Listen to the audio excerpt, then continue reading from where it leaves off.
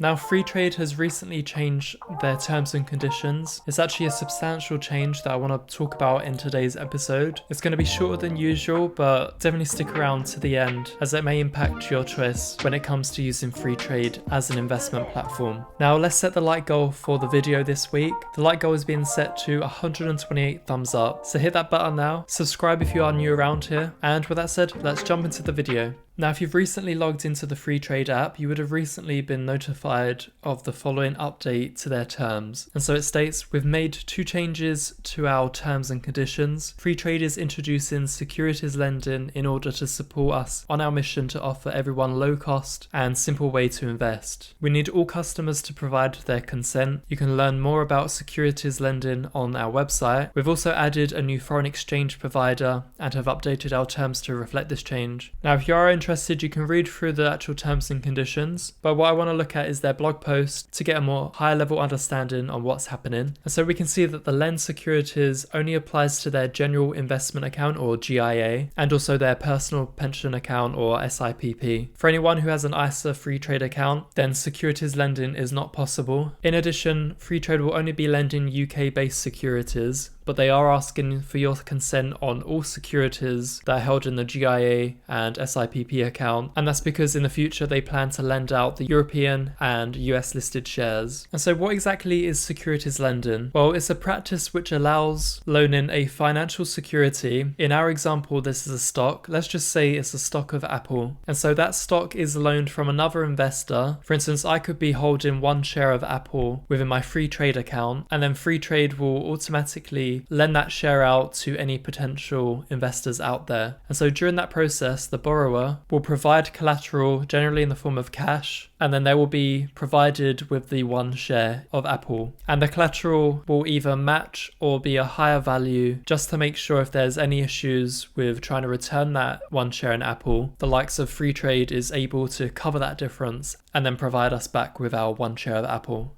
And so a first example where lending securities is common practice is that of market makers. So imagine you have a market maker that wants to buy or sell shares to another person. Now, the market maker may not have any shares, for instance, 1 share of Apple that they can sell to another user. And so they will borrow that 1 share of Apple from the likes of my account or someone else's account within Freetrade. And then eventually the market maker is able to have their funds returned and then they can give back the stock at a later date. And so another example is very common practice with the likes of options trading. And so imagine that there's speculation that the price of, for instance, Apple is going to decrease. And so what they'll do is they'll borrow the share, they'll then sell the share, and then they'll buy it back at a lower price. And then they get to profit that difference, and then they can give back the stock at this discounted price. Now, Freetrade do state that this process is closely monitored, and so when individuals or market makers borrow shares, they are required to post collateral worth more than the value of the shares borrowed as protection for the lender. Now, the one downside here is that Freetrade is not providing any extra money to the lender, or in other words, to ourselves, given that our shares are being lent out. Freetrade is using that money to provide us with cheaper or near to no fees. That is different to the likes of, say, IBKR, which do allow certain users to pocket that difference if their shares are lent out. If you're not eligible to have your shares lent out in IBKR, then your shares are simply not lent out. And so anyone using the Freetrade app, you have until June the 1st, 2022 to provide your consent. Unfortunately, we have no option other than to approve. So on my end, I'm going to do just that. But just be aware that nothing major is shown on the likes of the app, but behind the scenes, this is a significant change.